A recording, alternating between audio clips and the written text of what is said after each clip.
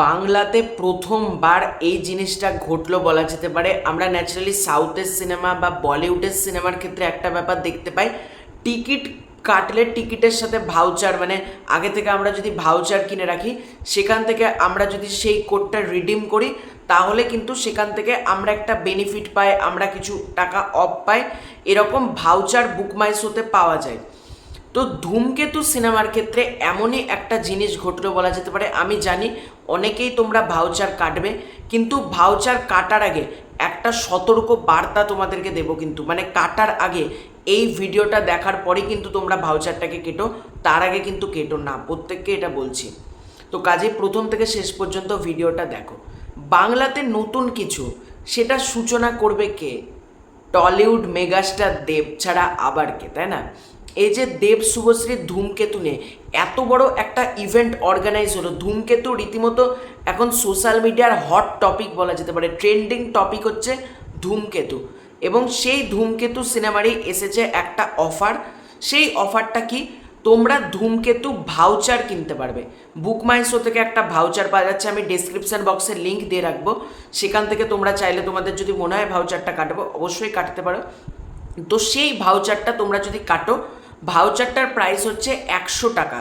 এবার 100 টাকা দিয়ে তুমি যখন ভাউচারটা কিনলে, বুক মাই শোতে যখন ধূমকেতু সিনেমার অ্যাডভান্স বুকিং চালু হবে, তোমাদেরকে সেই ভাউচারটার যখন তোমরা কাটবে, একটা কোড দেবে, একটা অফার কোড সেই ভাউচারের সাথে তোমরা পাবে সেটা কেনার পর। এবং সেই ভাউচার কোডটাকে তোমরা যদি কপি করে যখন তোমরা ধূমকেতুর টিকিট কাটবে, তখন অ্যাপ্লাই অফার্সে গিয়ে তোমরা যদি সেই কোডটা পেস্ট করে দাও, তোমাদেরকে 200 টাকা ছাড় দেওয়া হবে। অর্থাৎ 100 টাকার বদলে পাচ্ছ তোমরা 200 টাকা। এটা হলো মেন ব্যাপার। কিন্তু এখানে আমি সতর্ক বার্তা কি দিচ্ছি?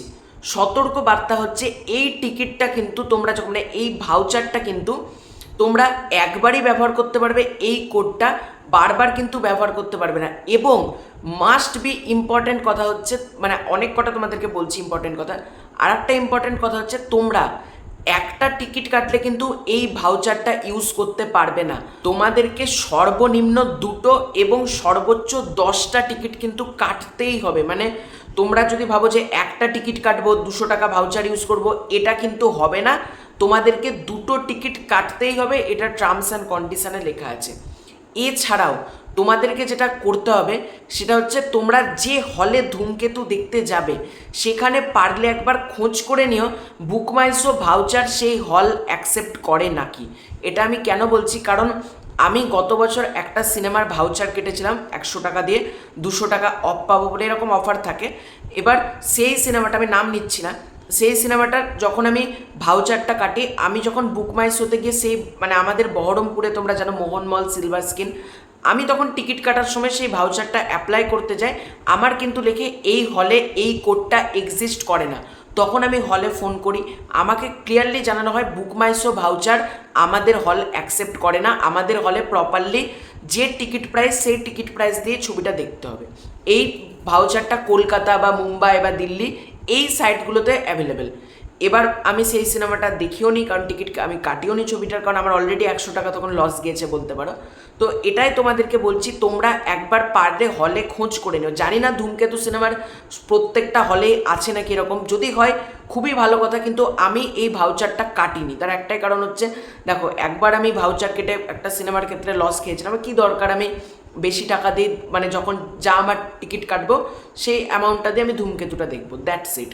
আর তোমরা যারা এই ভাউচারটা ইউজ করতে চাইছো, তোমাদেরকে কিন্তু এটা জানিয়ে দিলাম আমি, যে এই কন্ডিশানগুলো মেনে তবেই কিন্তু তোমরা ভাউচারটাকে কেটো, না তো কিন্তু ভাউচারটা পারচেস করো না।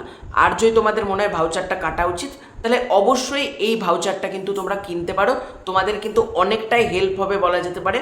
তো তোমাদের এই পুরো এন্টার বিষয়টাকে নিয়ে কী মতামত কমেন্ট করে জানিও। ভিডিওটা ভালো লাগলে লাইক করো, শেয়ার করো, সাবস্ক্রাইব করো। Bye bye.